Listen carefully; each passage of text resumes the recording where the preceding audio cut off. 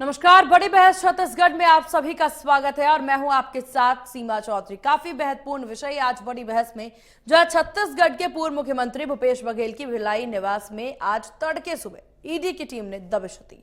वहीं आपको बता दें कि ईडी ने 15 से अधिक सदस्य टीम के कई घोटाले के चलते भूपेश बघेल, उनके बेटे चैतन्य बघेल सहित करीबियों के ठिकानों पर छापेमार कार्रवाई की है। तस्वीरें भी आप देख रहे हैं, जिसके बाद पूर्व मुख्यमंत्री भूपेश बघेल ने एक्स पर पोस्ट किया और इसे षड्यंत्र बताया। ईडी की दबिश की सूचना पर प्रदेश भर के कई इलाकों से कांग्रेस कार्यकर्ताओं का जनसैलाब उमड़ा। सभी ने मिलकर पूर्व मुख्यमंत्री भूपेश बघेल के निवास के बाहर प्रदर्शन किया। वहीं विधानसभा में आज दिन भी कार्रवाई का विपक्ष ने बहिष्कार किया। प्रश्नकाल को बाधित कर प्रदर्शन करते रहे। नेता प्रतिपक्ष के कक्ष में लौट करके सत्ता पक्ष के विधायकों ने उन्हें मनाने की कोशिश की, मगर कार्रवाई का बहिष्कार कर सभी विधायक भिलाई में कांग्रेस के प्रदर्शन में शामिल हुए। कांग्रेस जहां इसे आपको बता दें कि द्वेषपूर्वक का कार्रवाई बता रही है, तो वहीं पूरे मामले पर मुख्यमंत्री विष्णुदेव साय ने पलटवार करते हुए कहा कि कांग्रेस की 5 साल की सरकार में तरह तरह के घोटाले हुए, जिसकी आज केंद्रीय एजेंसियां जांच कर रही है। ईडी से हमारा कोई लेना देना नहीं है। आज इसी मुद्दे पर विस्तार से होगी चर्चा, लेकिन चर्चा के लिए कुछ मेहमान भी हमारे साथ जुड़ेंगे, लेकिन उससे पहले सियासी बयानबाजी सुन लेना काफी ज्यादा महत्वपूर्ण है। किस तरीके से राजनीतिक गलियारों में चर्चा है इस विषय को लेकर के, सुनिए।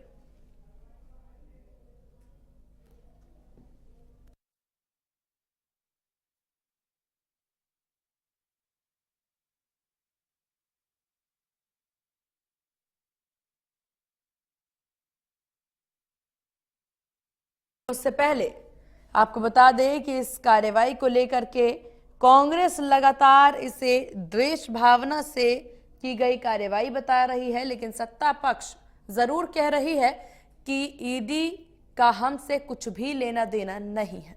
सुनिए। सुबह से आज 6:30 बजे से भिलाई में भूपेश बघेल जी के यहाँ ईडी की रेड हो रही है। कोई हैरानी की बात नहीं है। विपक्ष के यहाँ ईडी को ही भेजने का एक परंपरा भारतीय जनता पार्टी ने शुरू कर रखी है। यह रेड किस केस में है किसी को नहीं मालूम, क्यों हो रही है नहीं मालूम। आज से कुछ दिनों पहले कोर्ट ने सीबीआई का एक केस जो बघेल साहब के खिलाफ था उसको खारिज कर दिया था। कोई केस बघेल साहब के खिलाफ अभी नहीं है, लेकिन फिर भी आज ईडी की रेड उनके यहां हो रही है। हो सकता है आज संसद का सत्र शुरू हो रहा है। बीजेपी को जो चारों तरफ से घिरी हुई है, उन्हें एक डिस्ट्रैक्शन चाहिए, ध्यान हटाना है, हेडलाइंस बदलनी है। ये उसी का एक षड्यंत्र बिल्कुल संभव है। यह भी हो सकता है कि क्योंकि भूपेश बघेल जी अब पंजाब में अपनी राजनीतिक गतिविधियां शुरू कर रहे हैं, प्रभारी बने हैं, तो उनको वहां डिस्टर्ब करने की कोशिश की जा रही हो। जो भी हो, भारतीय जनता पार्टी का एक अंग बनकर आज ईडी जिस तरह के काम कर रही है, ये भूला नहीं जाएगा। अभी ईडी ने जितने भी हम लोगों ने हमारे यहाँ दस्तावेज जो दिए, उसमें मैंने जैसे कहा कि एक मंतूराम और पुनीत गुप्ता के बीच में 10-15 करोड़ की जो लेन देन की बात हो रही थी, वो जब्त करके ले गए पेन ड्राइव। और दूसरा अभिषेक सिंह के नाम, अफसाक सिंह के नाम से जो सलेट कंपनी था, और उसमें 10 रुपया शेयर में करोड़ों उसमें कंपनी खड़ा किया था, वो पूरी कंपनी की काफी पड़ी हुई थी। फिर बाल को खिलाफ जो केस किया था वो फाइल भी था। कुछ सीएम मैडम वाला जो फाइल था वो भी पड़ा हुआ था। बहुत सारी फाइलें थी। पलट के देखते रहे। जब शुरू करे थे तो बड़ा खुश होते थे, लेकिन जहाँ रमन सिंह का नाम या सीएम मैडम का नाम या अवतार सिंह का नाम या मंजू पवार का नाम देखते थे, तो यहाँ जितने भी हमारे यहाँ सोना चांदी बिल्कुल नहीं ले गए, क्योंकि जितना डिक्लेयर हुआ था उतना हमारे पास था। वो सारे उसको देख के छोड़ के गए हैं। तो 25-30 लाख रुपया, 35 लाख ऐसा कुछ बता रहे थे। 33 लाख रुपया नगद मिला, अलग अलग लोगों से, पत्नी से, बेटे से, बहू से, बेटियों से सब मिला। तो हम लोगों के पास खेती भी है और खेती के अलावा डेयरी भी है, तो इसमें स्त्री धन भी है, तो वो कैश इन हैंड भी है। तो हमने कहा इसको लिखित में आपको जवाब दे देंगे। मुश्किल 30-35 लाख रुपया ही हमारे घर से ले गए थे और बड़ा माहौल बनाया गया था, रोड गिनने की कोशिश लाई गई है। तो 33 लाख जितना की बहुत बड़ी बात है। मेरी बहू ने कहा कि मुझे पहले शादी से पहले बैंक में काम करती थी, इसको मैं गिन दे तो सर क्यों मशीन बनाता है। तो लेकिन मीडिया हाइट लेना था, मशीन आई है, 2-3 बार वही चला, मशीन आई है, लेकिन कुल मिला के 33 लाख मिला। 150 एकड़ की हमारी खेती, 2 फसली भी है और आधुनिक खेती भी हम लोग करते हैं। तो मैंने समझता है कि बहुत बड़ी राशि है, इसलिए धन भी है, धन भी है, सब कुछ उनकी बात की कोई बहुत बड़ी राशि नहीं है। कांग्रेस के पूछते हैं, उमेश पटेल जी भी पूछते हैं, लखेश्वर बघेल जी भी पूछते हैं, अनिला भेड़िया जी भी पूछती हैं, कुंवर सिंह निषाद जी भी पूछते हैं, अनेकों विधायक प्रश्न पूछते हैं, ध्यानाकर्षण लगाते हैं। कार्रवाई तो उस पर होगी जिन्होंने घोटालों को अंजाम दिया है और पूरा देश जानता है कि पिछले 5 सालों में किस तरह से माफिया राज चलाकर बड़े बड़े घोटालों को कांग्रेस के नेताओं ने अंजाम दिया और आज उन्हीं पर कार्रवाई हो रही है जिन्होंने घोटाले किए। सबको मालूम है कांग्रेस की जो सरकार थी 5 साल की, उसमें तरह तरह के स्कैम हुए, घोटाले हुए और उसकी जांच सेंट्रल एजेंसियां कर रही हैं और कई लोग जेल के अंदर भी हैं, कई लोग जेल जाने की तैयारी में भी हैं। तो उसी निमित्त ईडी की जांच हो रही है और इसमें प्रदेश का कोई दखल नहीं है। प्रदेश का जिस तरह से आरोप की दुर्भावनाओं से हो रहा है, ये सेंट्रल एजेंसी जांच कर रही है। बात हमारे साथ निशिकांत पांडे बीजेपी प्रवक्ता हैं, रुपेश दुबे कांग्रेस प्रवक्ता हमारे साथ हैं और हमारे सहयोगी गौरव सिंह चंदेल भी ग्राउंड जीरो से हमारे साथ मौजूद हैं। गौरव, सबसे पहले आप ही के पास आएंगे, क्या कुछ बड़ी अपडेट इस पूरे मसले को लेकर के और किस तरह की प्रतिक्रियाओं का दौर जारी है इस वक्त? ग्राउंड जीरो से क्या रिपोर्ट?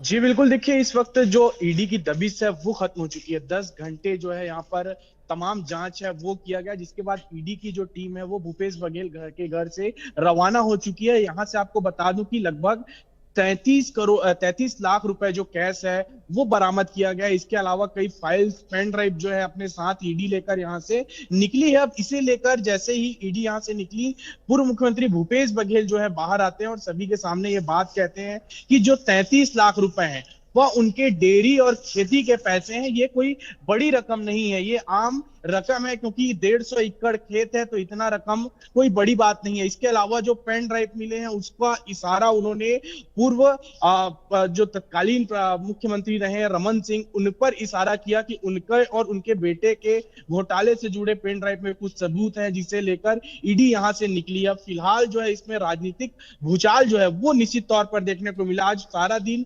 विधानसभा जो है पूरी तरीके से बाधित रहा। विधानसभा में विपक्ष का जो हंगामा है वो जोरदार था, जिसके चलते प्रश्नकाल जो है वो नहीं हो सका। ओपी चौधरी के साथ साथ मैं बात करूं कृषि मंत्री जो है वे उन्हें मनाने के लिए उनके कक्ष पर गए हुए थे, लेकिन उसके बावजूद जो है आज का जो सदन है वो पूरी तरीके से निलंबित रहा। अब कल जो है फिर से विधानसभा सत्र होगा जिसमें तमाम मुद्दे जो है वो उठाए जाएंगे और इसके अलावा सदन के बाहर भी जो हंगामा है वो कांग्रेस करती हुई नजर आएगी, क्योंकि लगातार ईडी के खिलाफ कांग्रेस ये कहती हुई नजर आ रही है कि सरकार जो है ईडी, सीबीआई और तमाम सरकारी एजेंसियों का गलत इस्तेमाल करके कांग्रेस को जो है जानबूझकर परेशान करने का इस तरह का काम जो है कराया जा रहा है। जो भी कांग्रेस का विधायक या नेता विधानसभा या विधानसभा के बाहर सरकार के खिलाफ आवाज उठाता है उसके घर पे ईडी भेजी जा रही है। इस तरह की बातें जो है कांग्रेस कहती हुई नजर आ रही है, लेकिन अब देखने वाली बात होगी कि इसमें क्या कुछ सामने निकल कर आता है। चलिए गौरव, आपका बहुत शुक्रिया तमाम जानकारी साझा करने के लिए, लेकिन नजर बना के रखिएगा, आपसे और भी विषय पर अपडेट हम लेते रहेंगे इस विषय पर। और चलिए अब मेहमानों का कर लेते हैं रुख। हमारे साथ निशिकांत पांडे जी बीजेपी प्रवक्ता बने हुए हैं और रुपेश दुबे जी कांग्रेस प्रवक्ता हमारे साथ बने हुए हैं। तो आप दोनों मेहमानों का बहुत स्वागत है इंडिया न्यूज मध्य प्रदेश छत्तीसगढ़ पर। निशिकांत पांडे जी आपके पास हालांकि पहले आएंगे, लेकिन इस वक्त ये जो पूरा विषय उठता नजर आ रहा है, रुपेश दुबे जी पहली प्रतिक्रिया चलिए आप ही से ले लेते हैं, क्योंकि यहाँ पर ईडी की दबिश जो है कानूनी प्रक्रिया है, ईडी के पास कोई मसला जाता है उस पर ईडी कार्रवाई कर रही है। आप लोगों को ऐसा क्यों लग रहा है, कांग्रेस को ऐसा क्यों लग रहा है कि ये द्वेषपूर्वक कार्रवाई है? सीमा जी नमस्कार। नमस्कार सर। निशिकांत जी नमस्कार। सीमा जी, जिस प्रकार से देश की संवैधानिक संस्थाएं जिनका हम सब सम्मान करते हैं, उनकी कार्यवाही से आम जनता के मन मस्तिष्क में उनकी कार्य पद्धति पर प्रश्न चिन्ह लगा है। अभी वर्तमान में जिस प्रकार की कार्यवाही भूपेश बघेल जी के घर सुबह दबिश दी गई, और देखिए भूपेश बघेल जी आकर के उन्होंने अपनी जो स्पष्टवादिता है जिसके लिए वे जाने जाते हैं, उन्होंने उस बात को सहर्ष बताया कि ईडी, जब मैं समाचार पत्र पढ़ रहा था, ईडी के लोग आए और वे आकर के उन्होंने कहा यह स्वागत है। और उसके बाद जिस प्रकार से प्रक्रियाएं प्रारंभ की गई, सिर्फ और सिर्फ पूर्वाग्रह से ग्रसित होकर के किसी की प्रतिष्ठा को धूमिल करने का कुत्सित प्रयास के अलावा कुछ नजर नहीं आया। देखिए, ये भले ही न्यायालयीन प्रक्रिया हो जाए, न्यायालय से आदमी बरी हो जाए, लेकिन अकारण किसी के घर में यदि पुलिस भी जाकर के पूछताछ करती है तो उस परिवार पर या उस परिवार के लोगों पर क्या बीतती है, ये सभी लोग जानते हैं। आरोपी होना या अपराधी सिद्ध होना न्यायालय की बात है, लेकिन जिस एपिसोड में, जिस धारावाहिक की तर्ज पर छत्तीसगढ़ में ईडी की कार्रवाइयां हो रही हैं, लगातार सप्लीमेंट्री चालान प्रस्तुत किए जा रहे हैं, यदि जो आरोपी जिनको बनाए गए हैं उनको न्यायालय से जमानत मिलती है तो तत्काल अन्य मामलों में रिमांड में ले लेते हैं। अभी वर्तमान परिस्थिति में भूपेश बघेल जी के या हमारे कांग्रेस के अन्य जो नेता हैं, उनके यहाँ ईडी किस परिप्रेक्ष्य में, किस प्रकरण पर गई है, ये बताने की स्थिति भी ईडी के लोगों की नहीं रही। कार्रवाई समाप्त होने के बाद, चूंकि पूर्व मुख्यमंत्री जी हैं, उनकी एक प्रतिष्ठा है, कार्रवाई से वहां से ईडी के लोगों को कार्रवाई होने के बाद तत्काल जानकारी साझा करनी चाहिए, प्रेस नोट रिलीज जारी करनी चाहिए कि किस मुद्दे पे आए थे और क्या क्या दस्तावेज उनके पास मिले हैं। भूपेश बघेल जी ने बताया मंतूराम पवार जी वाला, अभिषेक सिंह वाला मामला, तो क्या ईडी उन मामलों को भी लेकर के संज्ञान में लेगी? लेकिन कुल मिलाकर के छत्तीसगढ़ में भूपेश बघेल जी का वर्चस्व और कांग्रेस जिस प्रकार से घेर रही है भाजपा को मुद्दों पर, भाजपा के लोग सदन में जवाब नहीं दे पा रहे हैं, और जिस प्रकार से प्रशासनिक आतंकवाद और भय का वातावरण ठीक है निशिकांत जी, ठीक है दुबे साहब, ठीक है निशिकांत जी, क्योंकि जवाब नहीं दे पा रहे हैं विपक्ष के सवालों का, जनता की बातों का, तो आप लोग इस तरीके से भय का माहौल बना रहे हैं, ऐसा दुबे साहब का कहना, कांग्रेस प्रवक्ता का कहना। सीमा जी, आपको और रुपेश भाई को संध्या जवाब। देखिए, मुद्दा विहीन कांग्रेस को कुछ न कुछ तो विषय रखना है, लेकिन जिस प्रकरण में आज ईडी ने कार्रवाई की है भूपेश बघेल जी के यहाँ, उस प्रकरण में अभी आबकारी के लाभकारी मंत्री जेल में। जेल जाने से पहले उन्होंने एक स्टेटमेंट दिया जो अपने आप में बहुत स्पष्ट करता है चीजों को, भले कांग्रेस पार्टी उसको स्वीकार न करे, कि मैं अनपढ़ था, अधिकारियों ने जहां बोला हस्ताक्षर करते गए। इट मीन्स कि वहां भ्रष्टाचार घोटाला हुआ है।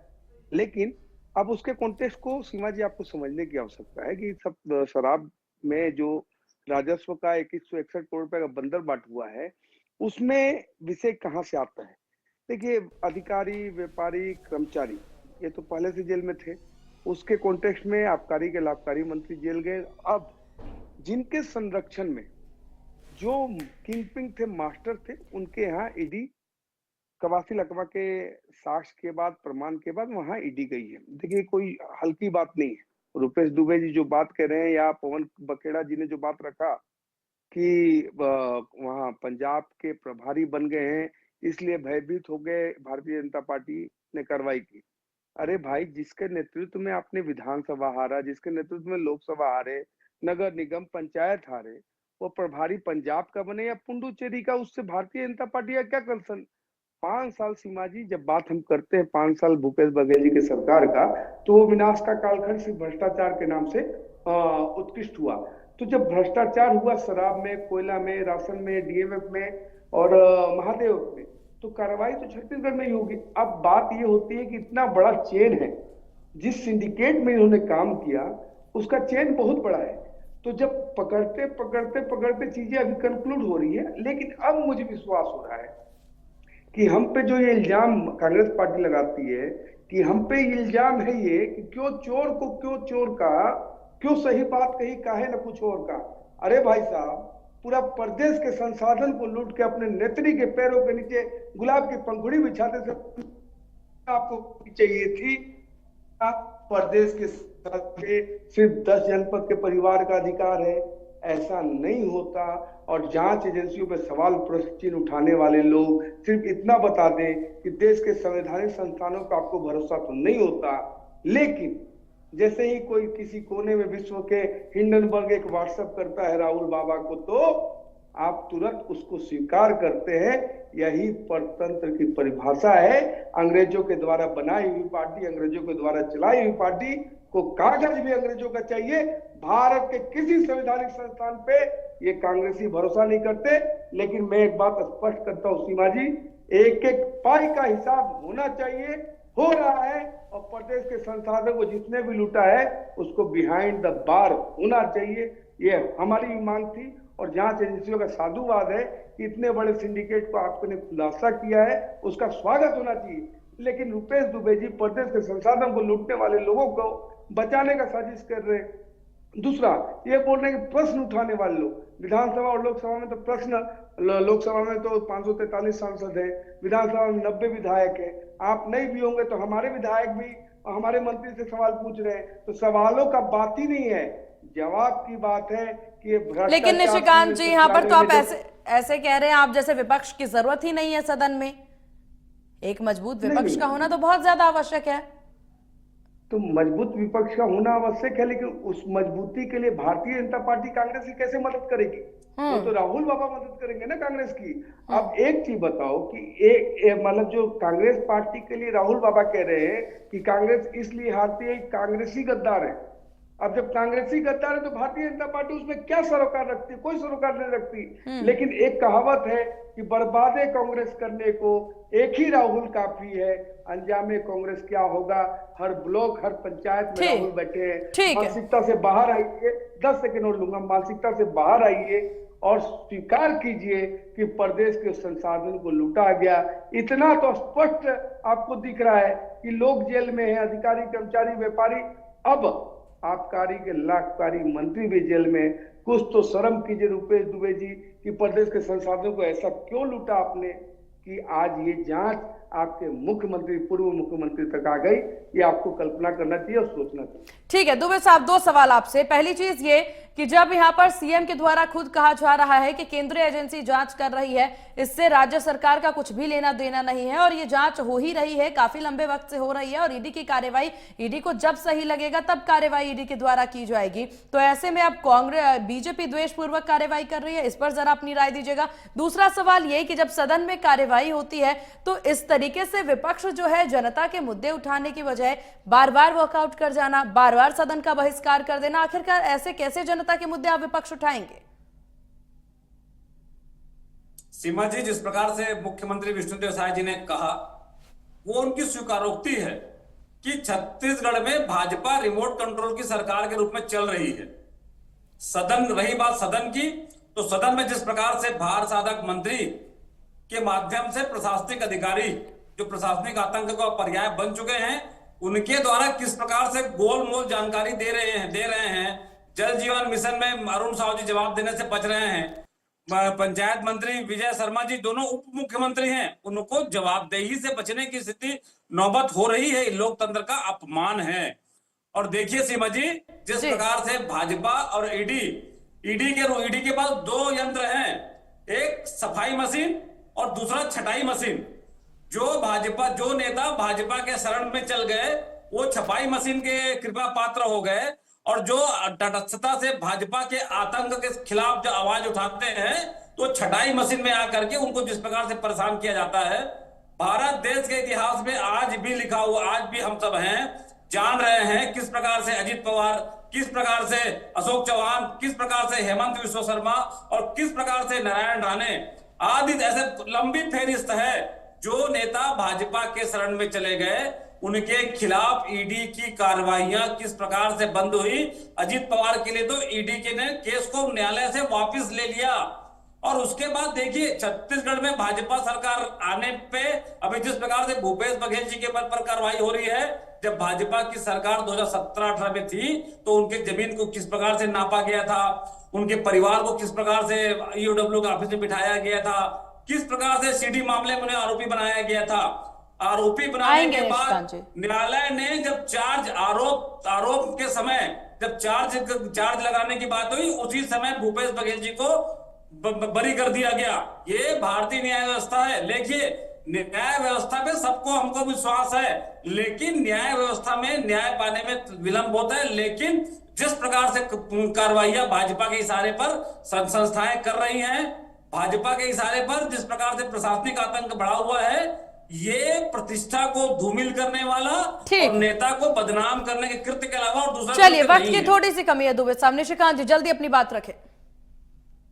देखिए रुपेश दुबे जी, आप जो बातें कर रही हैं उसको स्पष्टता से रखिए और बताइए कि एक राज्यसभा सांसद के यहाँ 351 करोड़ रुपए कैसे मिलता है? क्या ईडी ने उस पैसे को वहां प्लांट किया? जब से 10 साल से हमारी सरकार है तब से 1.25 लाख करोड़ से ज्यादा ईडी ने जब्त किए, तो क्या उसको प्लांट करके ईडी ने फिर जब्त किया? दूसरी बात, आपने नेताओं का नाम लिया, उसमें कई नेता का नाम आपने छोड़ दिया। पी चिदम्बरम भी बाहर है, राहुल गांधी, श्रीमती सोनिया गांधी जी भी बाहर है। तो लेकिन क्या जांच रुक गई है? न्यायालयीन प्रक्रिया है, स्लो चलता है, एंजॉय कीजिए बेल को। आपको बेल मिला हुआ है तो, लेकिन आपको इतनी जल्दी है किसी को जेल में देखने का, तो आप ठीक है, आपकी ख्वाहिश ईश्वर पूरा करेगा।